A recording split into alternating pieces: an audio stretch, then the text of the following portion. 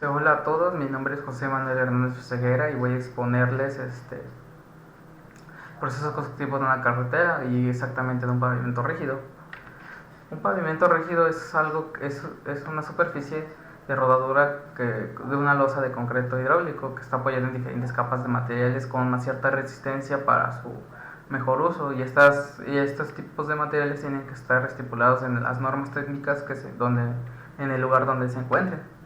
El proceso constructivo de un pavimento rígido es bastante largo, dado que tiene diferentes puntos, como podemos ver, los trabajos preliminares, la siembra, el vaciado del concreto y las juntas. Dado cada uno tiene un proceso constructivo diferente.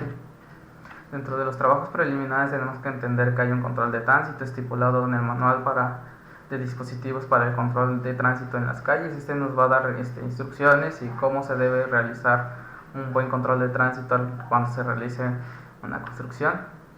En el control de tránsito durante la obra podemos encontrar la logística de pavimentación. Hay dos puntos importantes. El primero es la pavimentación es nueva y no hay tránsito vehicular. En este caso, pues, como nos dice, tenemos mayor libertad al momento de realizar, obviamente, de realizar la carretera, obviamente cumpliendo todas las normas que nos indican. Y en el segundo caso es un poco más difícil, dado que si se obstruye la circulación vehicular para realizar la construcción, tenemos que hacerlo por etapas dependiendo de la longitud. Estas etapas se tienen que ir abriendo una por una para contribuir al flujo de tránsito y que los vehículos no se estanquen en un solo lugar. Dentro de los trabajos preliminares tenemos el control de tránsito, hay señalamientos. Estos señalamientos son importantes para dar indicaciones a los transeúntes o las personas que vayan caminando que hay trabajos de riesgo, y estos pueden ser dispositivos de protección respectivos, así como los bandereros que ellos deben de cumplir esta tarea para poder realizar cualquier tipo de trabajo. La ubicación y protección de instalaciones subterráneas. Aquí hay dos puntos, son instalaciones superficiales e instalaciones internas.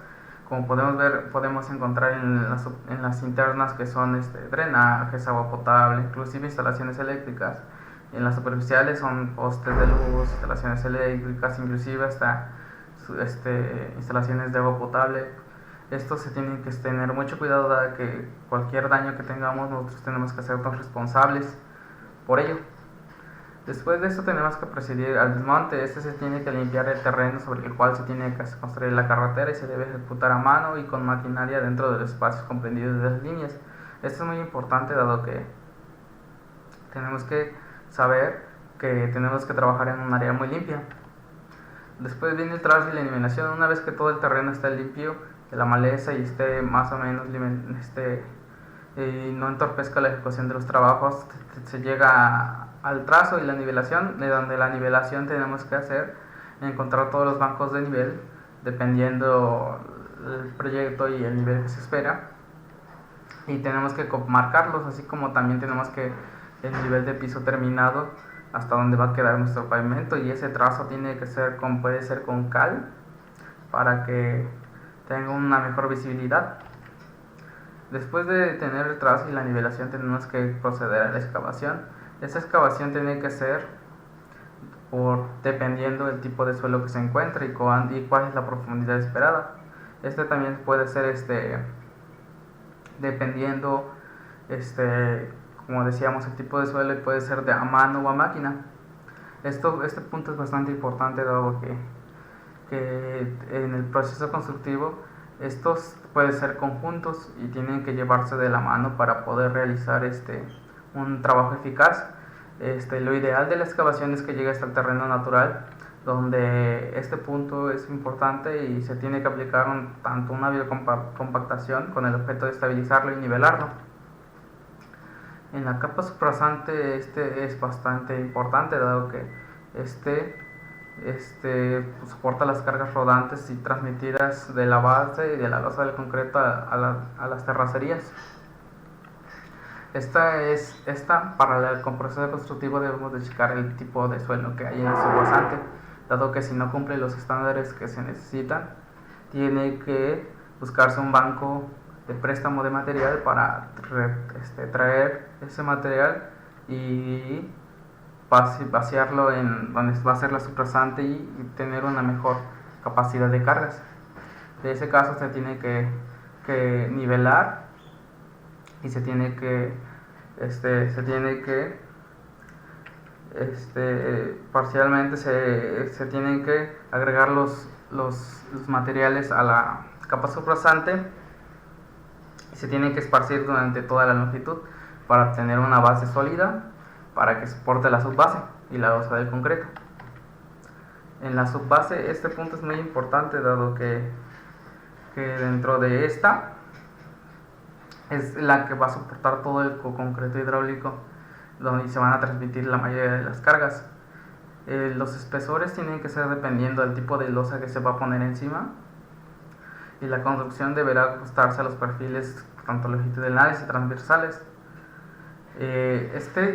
Para la construcción de esta tenemos que encontrar un banco de nivel específico de material para poder realizar su ejecución. Una vez teniendo el banco de material, estos se pasan con un carro volteo y se vacían donde se va a poner la subbase.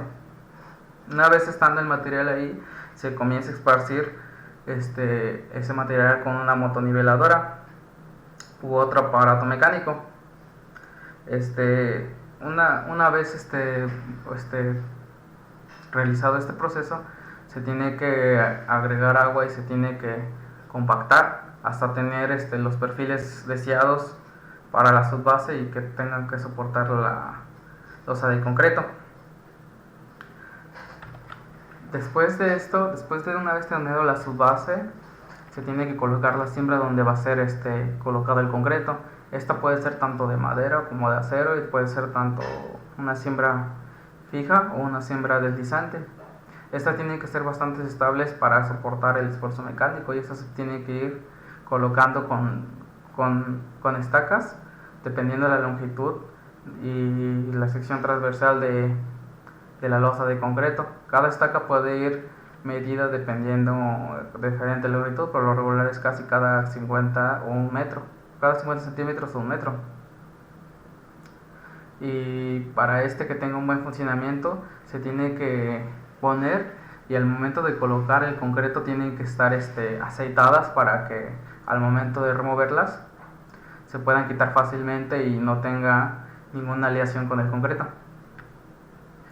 Dentro del vaciado del concreto tenemos puntos específicos importantes, dado que la superficie donde se debe de colocar el concreto tiene que estar perfectamente limpia y ligeramente humedecida, y tiene que estar libre de sustancias ajenas del concreto, y termina dentro de los niveles de tolerancia para que tenga un buen uso del concreto. Dentro del vaciado del concreto se tiene que descargar el material lo más rápido posible y continua. Durante todo este proceso, dependiendo del tipo de vaciado que se haya, se puede hacer con máquinas revolvedoras, o puede ser a mano igualmente, pero es muy poco común. El concreto se colocará en los moldes de una manera que lograr que el contacto tal que con los mismos, compactándolo adecuadamente y mediante la vibración portátil, dependiendo. Inmediatamente después de que se coloca el concreto, se da distribuido y enrasado, y para que se pueda emplear métodos mecánicos del vibrado. Deberá ser colocado de detalles pequeños. Se podrá extender el concreto con diferentes rodillos, compactadores de concreto o una regla vibratoria. De la misma manera se podrán realizar el colado a mano. Todo esto se debe de cumplir para que el concreto tenga una buena colisión con la subbase y no dañe otros elementos de la losa. Para la vibración tenemos que es un punto importante para el término de la losa de concreto hidráulico, dado que esta es para la distribución, enrasado y consolidación del concreto.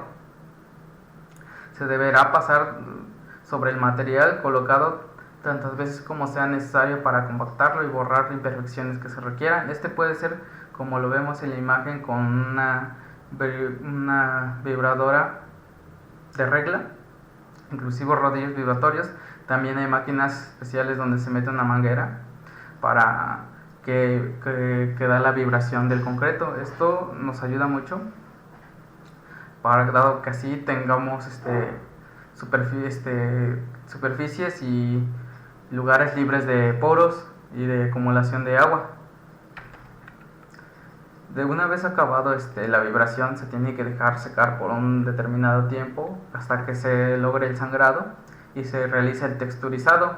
Este texturizado se va a hacer dependiendo donde estemos, pero se puede hacer con una tela de yute o con un rastrillo. Durante el vibrato se tiene que hacer un afinado con una llana. Después de esto se tiene que hacer el texturizado para que elimine la superficie lisa. Posteriormente se puede realizar el macro texturizado, que puede ser de una forma manual o mecánica mediante una rastra de alambre en forma de peine. Esto se hace con la finalidad de que del texturizado de la losa de concreto proporcione una superficie de rodamiento con características de la máxima seguridad. En este caso entra el coeficiente de fricción y el índice de perfil, y evitar accidentes y tenga la mejor relación con el uso de los neumáticos. Después de esto se tiene que realizar el curado. El curado es una parte muy importante para el acabado del concreto rígido, dado que esta superficie se tiene que exponer a un material de polietileno y cubrirlo, y que se compensará a cubrir dependiendo de las zonas. Este punto es muy importante, dado que sin este curado el pavimento permeable del concreto no va a alcanzar su resistencia, puede alcanzar solamente un 40% de resistencia, y se va a mantener cubierto durante 2 o 3 días como mínimo, y hasta 7 días para ser posible. Esto es muy importante, dado que ayuda a tener un máximo, la máxima resistencia posible. Después de los 7 días se alcanza el 75% de su resistencia, y ahí sí se puede empezar a utilizar para el tránsito, pero muy levemente hasta que cumpla todos los días específicos del curado. En las juntas transversales tenemos que estas pueden ser hechas cada 6 metros, y las juntas longitudinales serán colocadas en el punto medio del ancho del carril, no excedente a los 4.5 metros. Estas juntas pueden colocarse con concreto, plástico o con una cortadora. Esto es muy importante, dado que estas juntas les dan una opción mecánica y evita quiebres dentro de la losa.